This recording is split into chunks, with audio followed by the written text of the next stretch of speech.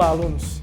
Nessa nossa segunda aula sobre Immanuel Kant, esse grande filósofo que a gente está estudando, a gente vai analisar algumas outras facetas dele.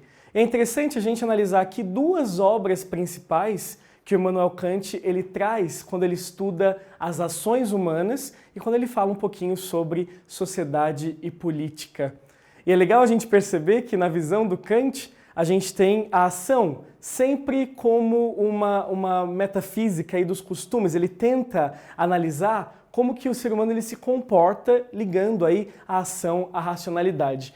O interessante do Kant é que ele, na Crítica da Razão Prática e na Metafísica dos Costumes, nessas duas obras, ele vai tentar estabelecer, aprofundar o seu pensamento, aí tentando imaginar como que as coisas estão ligadas, como a gente age está ligado ao que a gente pensa. E essa frase é muito importante, né? A ação para o Kant é sempre precedida pela razão. Então o Kant ele quer dizer para a gente o seguinte: a gente pensa antes de agir. E como é que funciona esse pensamento? Quais são os tipos de ação que a gente consegue empreender? E o legal para o Kant é que a gente tem dois tipos importantes aqui, que são as máximas e as chamadas leis.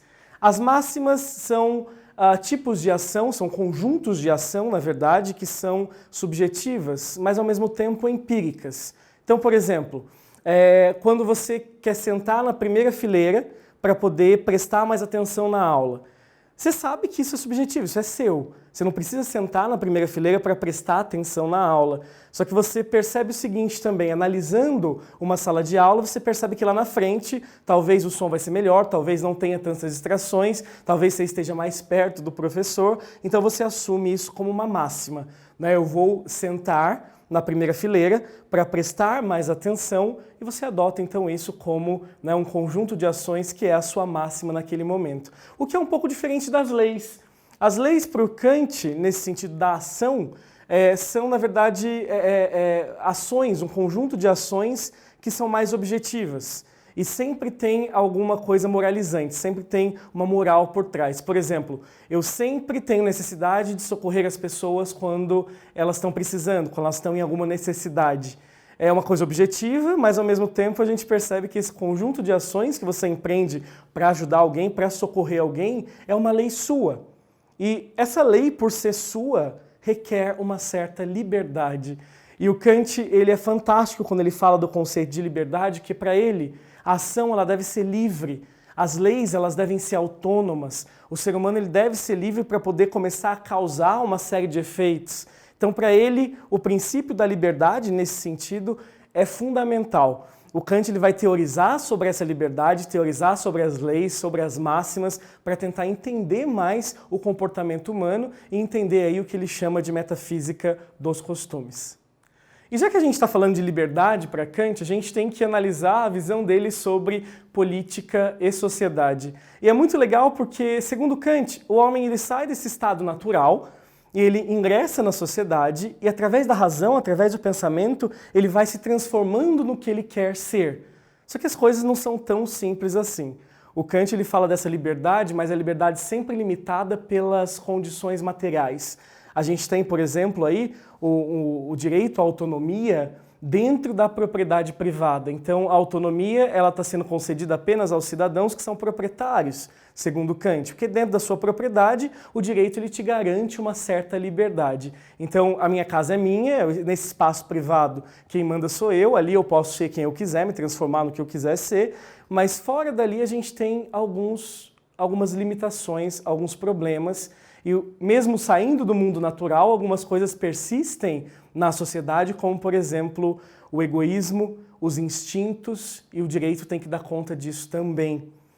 O interessante para o Immanuel Kant é que ele trava uma certa batalha aí entre dois elementos que a gente não pode deixar de analisar aqui.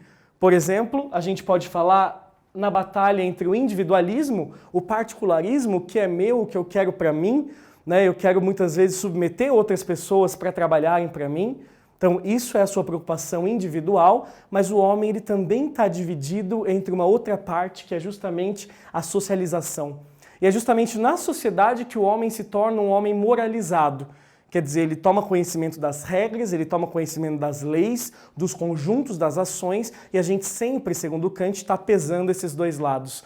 uma parte individualista, uma parte que quer se autopreservar, se autodeterminar, uma parte, né, que a gente não quer deixar de lado, mas ao mesmo tempo que a gente é forçado a deixar de lado quando a gente vive em sociedade, quando a gente quer se socializar e a gente percebe que existem limites entre o que eu quero, o que eu sou e o que o outro quer e o que o outro é.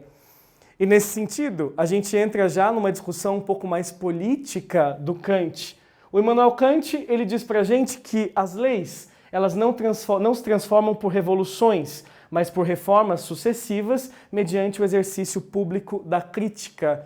O legal do Kant com essa frase é que ele fala pra gente o seguinte: por mais que ele seja fã, né, que ele tenha observado, tenha sido um entusiasta da Revolução Francesa, da Revolução Americana, o Kant ele não acredita que essas revoluções elas possam trazer mudanças efetivas se não tem uma participação ativa da sociedade, pensando, raciocinando, mudando as leis a seu favor. Um processo lento, um processo gradativo, porque em sociedade ele fala que os homens, por talento, por concorrência, até pela sobrevivência, eles vão se sobrepondo uns aos outros, e é apenas nesse exercício público da razão que a gente conseguiria construir uma sociedade mais justa, mais eficiente, com a participação aí de uma grande parcela da população.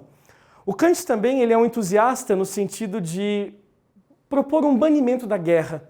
Para ele, a guerra não deveria existir, os exércitos deveriam ser aos poucos, né, desarmados, desarticulados. Ele acredita muito na ideia de uma paz conjunta, como se fosse uma sociedade formada por nações, uma ideia de um mundo globalizado, onde o direito internacional ele regularia aí as relações. É legal porque o Kant está falando isso para a gente muito antes da criação de órgãos supranacionais, como, por exemplo, a ONU, a Organização das Nações Unidas.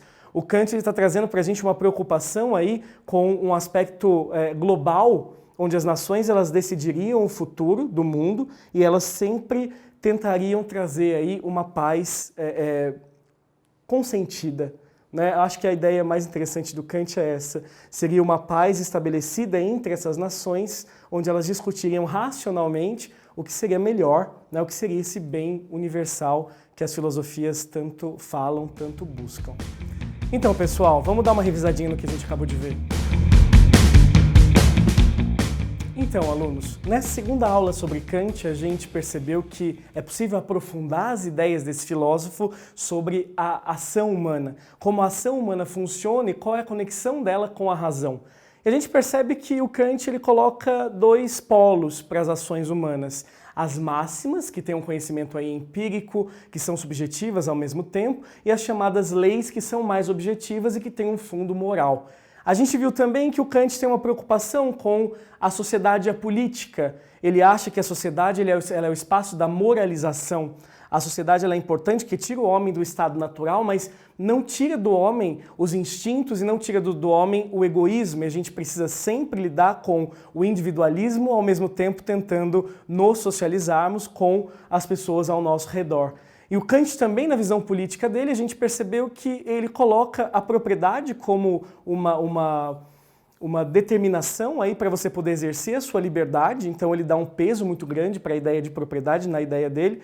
Ele traz para a gente uma consideração muito importante também sobre esse banimento da guerra, sobre o estado da guerra como algo caótico que deve aos poucos ser abrandado e que as decisões coletivas podem fazer realmente a diferença aí no nosso mundo. Bom, por hoje é só, espero que vocês tenham gostado, até mais.